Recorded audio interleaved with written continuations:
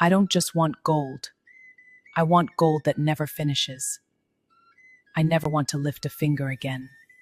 For one brief second, the crack across the mirror shimmered softly. But Emma did not notice. She was already imagining piles of gold reaching the roof. She was already imagining servants bowing before her. She smiled to herself, and somewhere beyond the glass, something accepted her request. Emma was about 16 years old with bright eyes and smooth skin that made people say she was born for something greater. But if beauty alone could change a person's destiny, Emma would already be living in a palace. Instead, she lived in a small mud hut at the edge of the village. The hut had a weak wooden door that creaked whenever it opened. The roof leaked during heavy rains. That hut was home to 3 people: Emma, her mother, and her little brother Toy. Their father had left years ago. One evening, he had simply packed a small bag and left without explanation. He never returned. At first, Emma's mother waited. Then she hoped. Then she prayed. Eventually, she stopped expecting him. Life did not pause because a man left. Life demanded survival. And survival meant work. Every morning, before the rooster crowed, Emma's mother was already awake. She would wrap her faded Ankara tightly around her waist, balance a basket of vegetables on her head, and walk to the farm while the sky was still dark. By sunrays, she would already be weeding, harvesting, or bending over rows of vegetables under the hot sun. After farming, she would rush to the market to sell what she harvested. After the market, she would return home, fetch water, cook, wash clothes, sweep the compound, Thank you, my son. and somehow still find money for school fees. Her hands were rough, her back was bent, her feet were always dusty, but she never complained in front of her children. Toyi had learned early that life was not gentle. Even though he was just 10, he would sometimes wake up early to fetch water before school.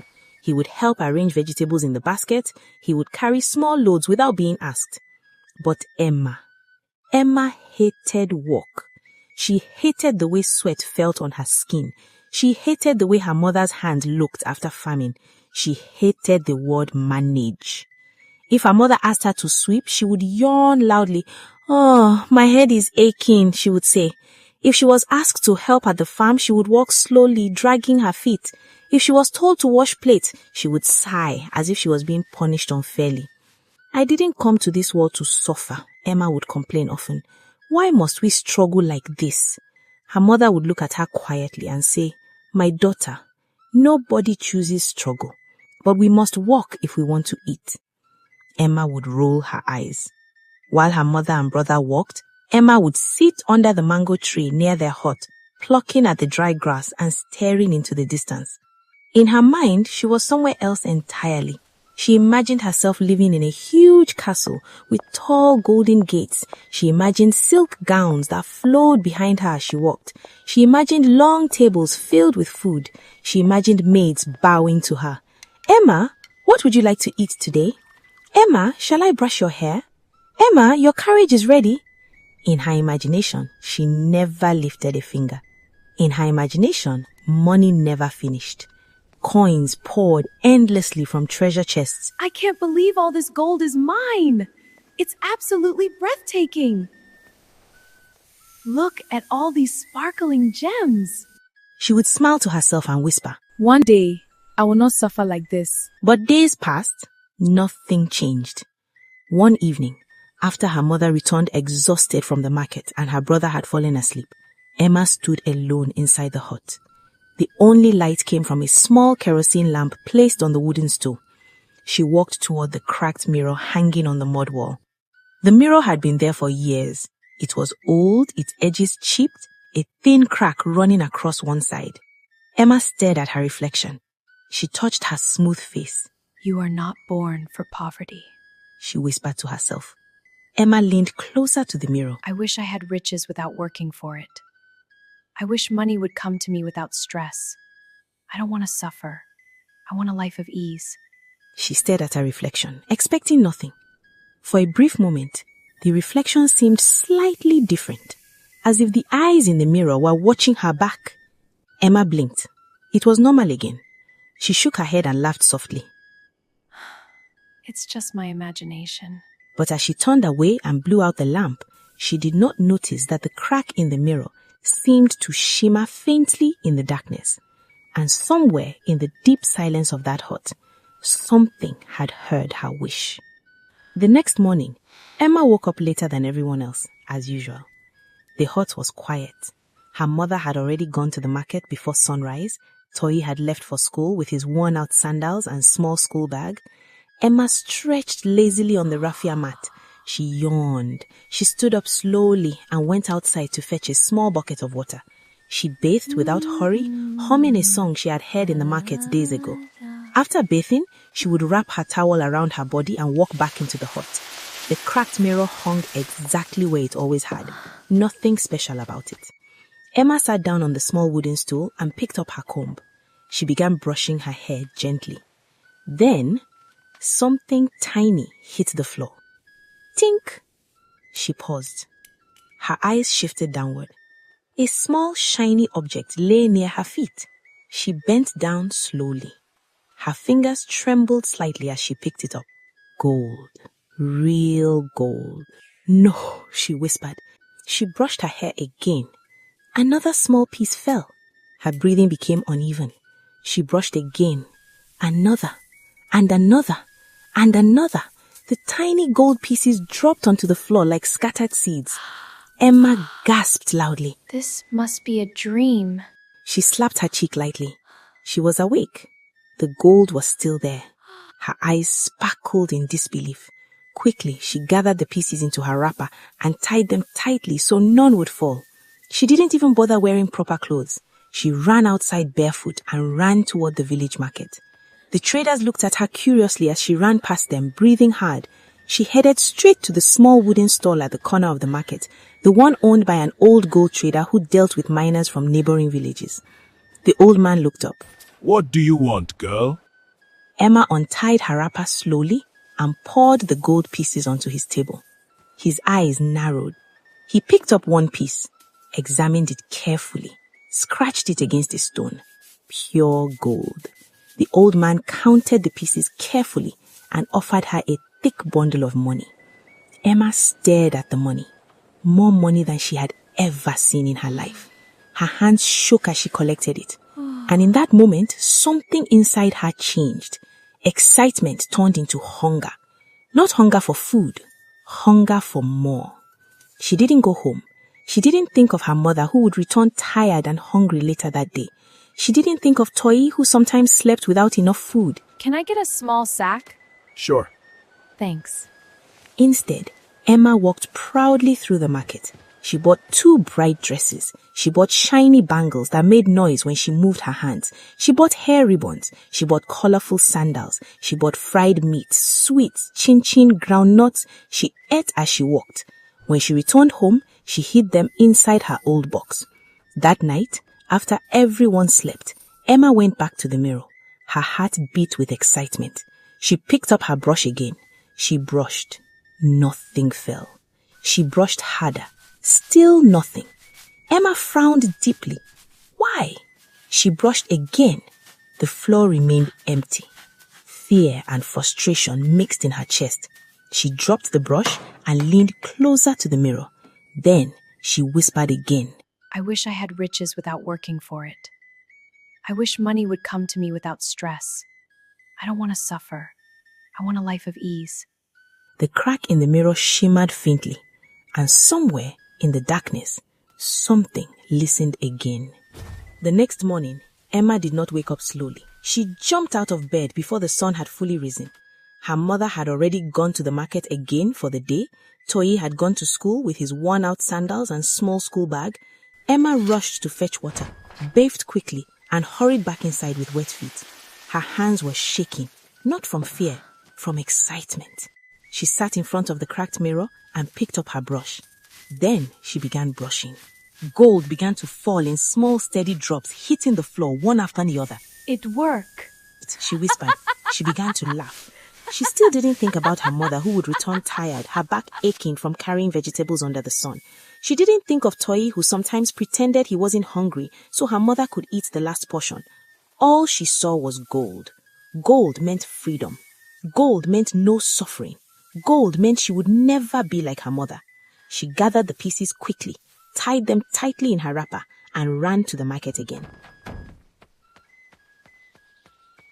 This is more than yesterday.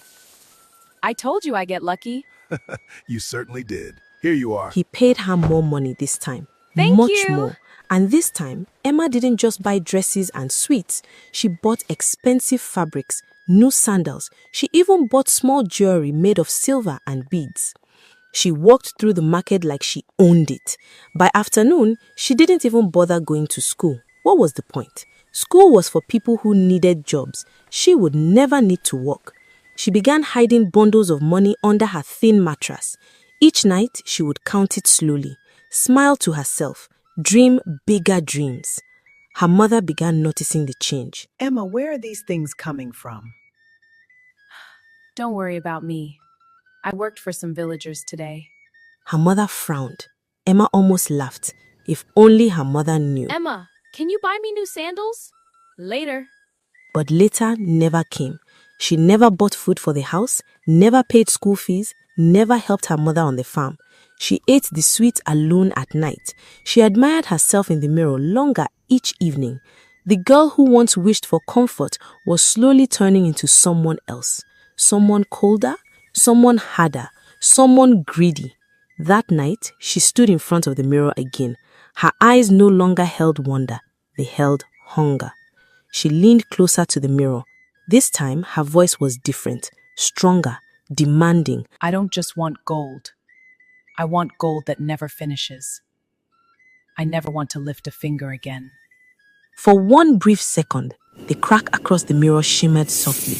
But Emma did not notice.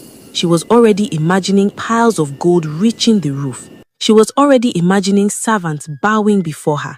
She smiled to herself, and somewhere beyond the glass, something accepted her request. The next morning, Emma woke up before the rooster crowed.